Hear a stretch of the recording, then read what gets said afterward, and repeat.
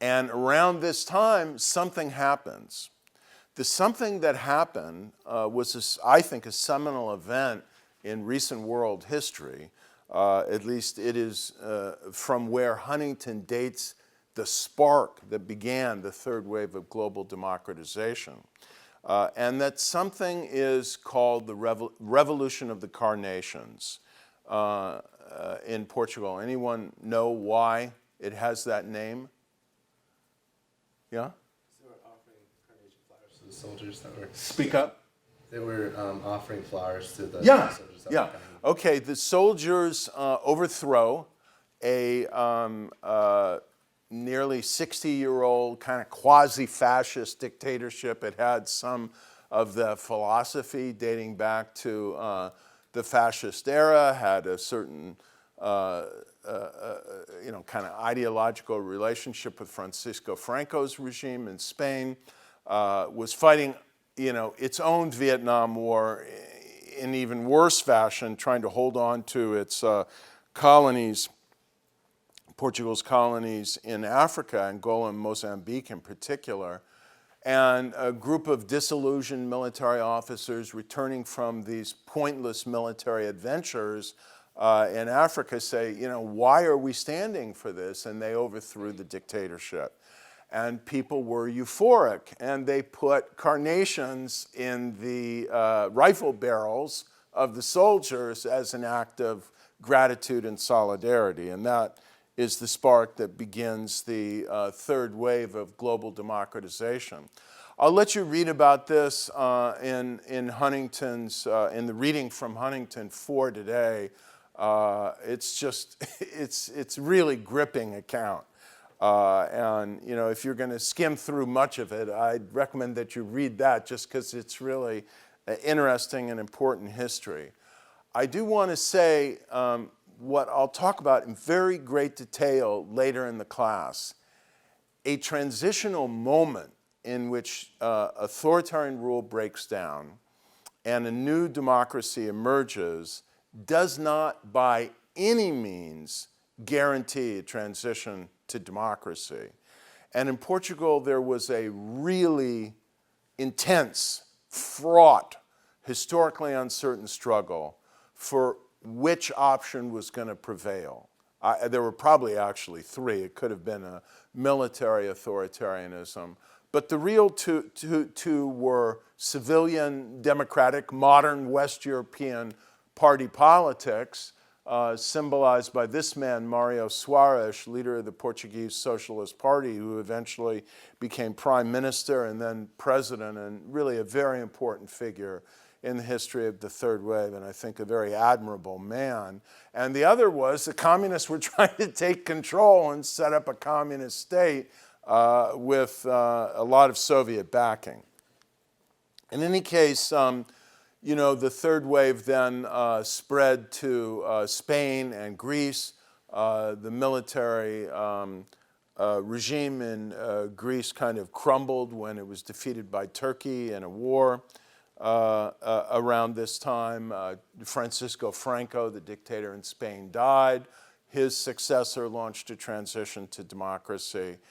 And so what you had, this is where the wave metaphor really kind of becomes linguistically, verbally kind of rich and appropriate, because the wave rolls over from region to region. And you can, if you look at the historical sequencing, you can almost see it happening. It begins in Southern Europe with these transitions in the mid-1970s in Portugal, Spain, and Greece.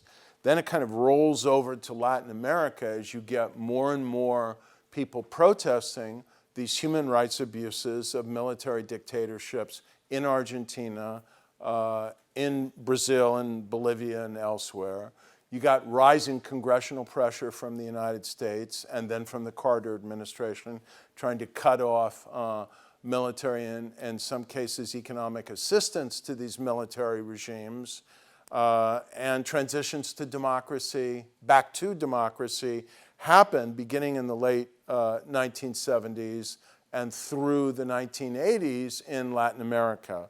Argentina returns to democracy in 1983, and this man, Raul Alfonsín, is elected president. Brazil returns in 1985.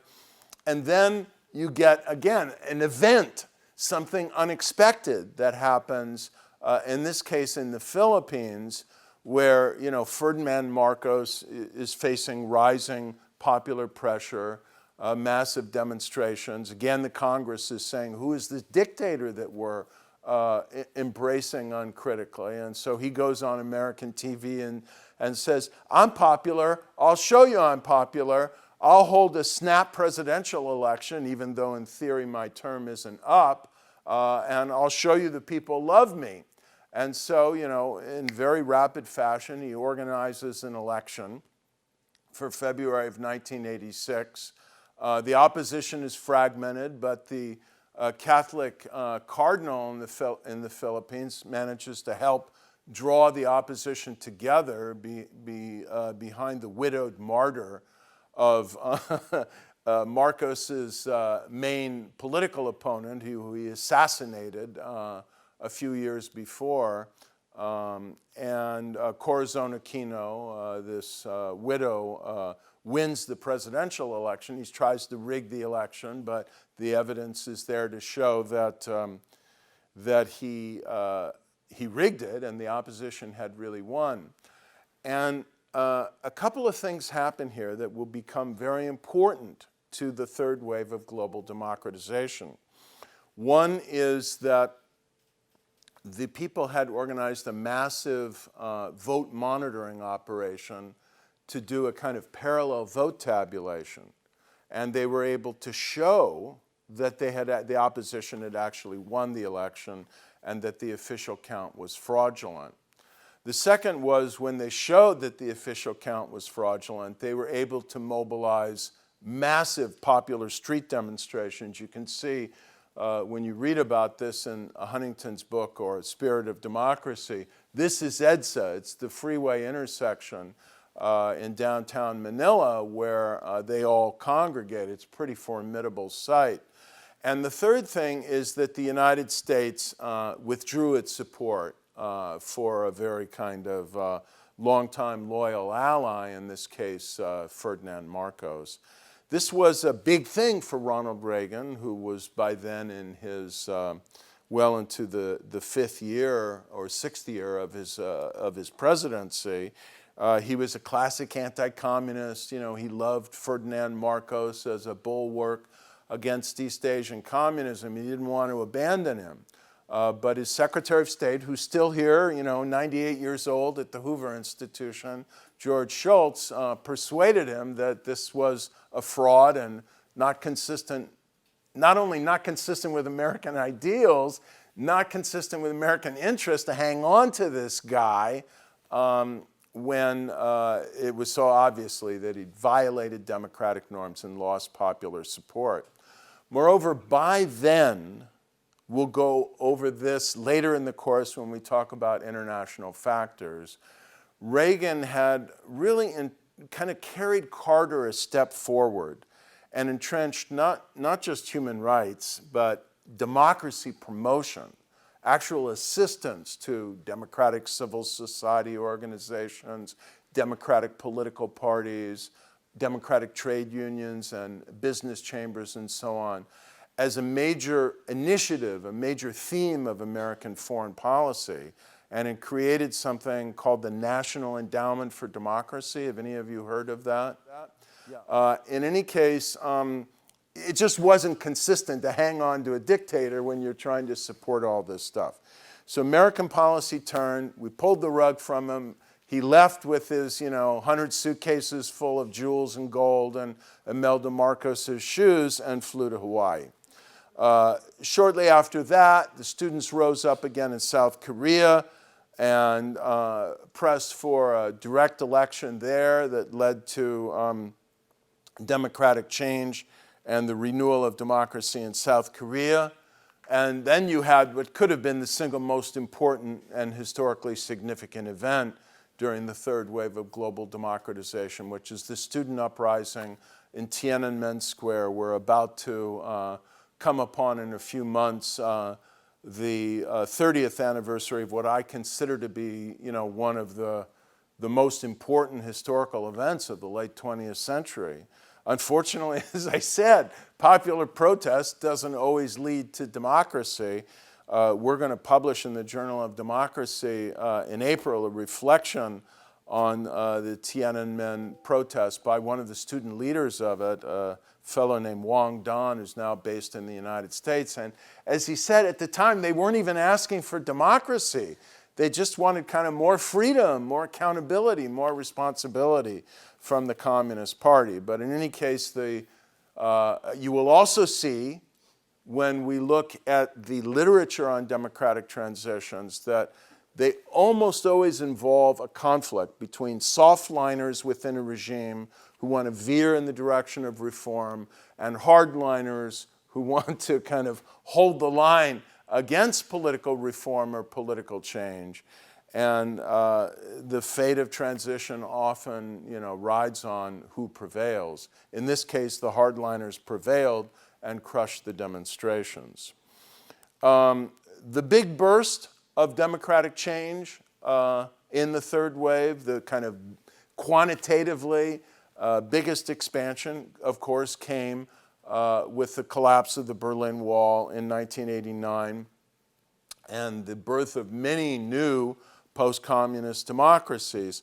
This had its early roots in dissident movements, very brave movements of writers, thinkers, dramatists, and trade unionists like Lech Wałęsa and the Solidarity trade union movement in Poland that were resisting communist authoritarian regimes and Soviet domination. These are the late Russian dissidents, Andrei Sakharov, the father of the Soviet bomb, and his wife, the human rights activist, and also physicist Yelena Bonner. Has anyone heard of these people? Very important figures. And then, of course, probably the single most important dissident in the history of certainly Central and East European communism, Václav Havel, the great playwright who later then became president of the Czech Republic after the transition to democracy, and whose book, Living in Truth, is very important and inspirational dissident document. In any case, as you know, the Soviet Union was undergoing big changes as it was kind of decaying and crumbling. Gorbachev made it clear he wasn't going to intervene to try and save communism in Central and Eastern Europe. And the people said, great, give us our freedom. The wall collapsed, and you had a tremendous burst of democratic change. Eventually, all of Central and Eastern Europe virtually became democratic.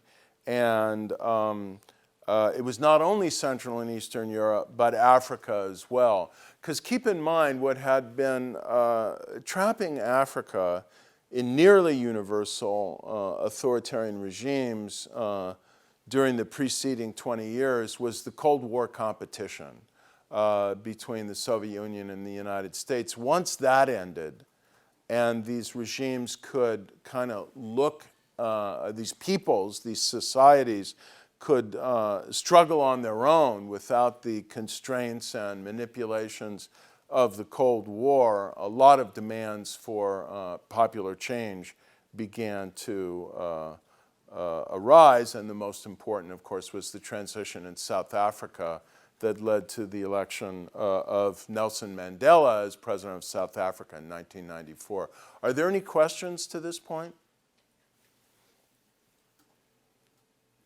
It's basically history. I'm not asking you to explain it all yet.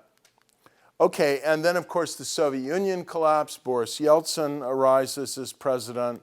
You get a kind of deepening and I'd say consolidation of democracy in South Korea as power rotates for the first time to an opposition figure, Kim Dae-jung. We're going to explore pretty soon, next week, what we mean by the term democratic consolidation, and whether that's a useful term, and whether it's an irreversible concept once a democracy, if we agree that it is a useful term, becomes consolidated. Is it forever, or can it become deconsolidated? It's not at all an untimely question given what's happening in Europe now, and some people think even in the United States.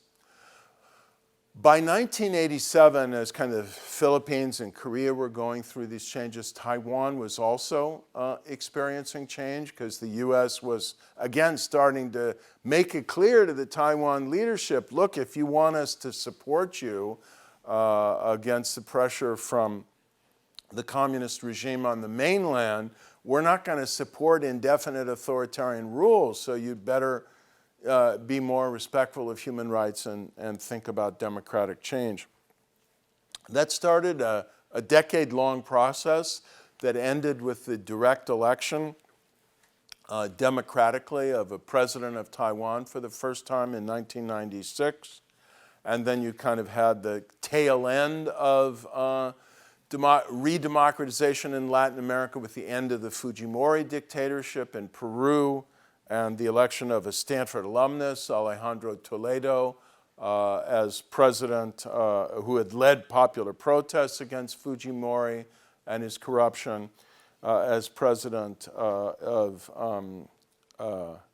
Peru. And then this kind of final inspiring event, which two of our auditors know very well because they were there for it, the Orange Revolution in Ukraine, that brought down the pseudo-democracy, really very authoritarian regime in Ukraine, and introduced a democratic regime. That would not be the last time that Ukrainian civil society felt they had to come to the streets to defend their democracy and bring down an authoritarian regime. The method that was used here to demonstrate electoral fraud, mobilize mass protests, and force an authoritarian, let's say a competitive authoritarian regime, to respect the real results of an election, were very similar to, and a considerable kind of refinement of, the methods that had been used for the first time in the Philippines in February of 1986.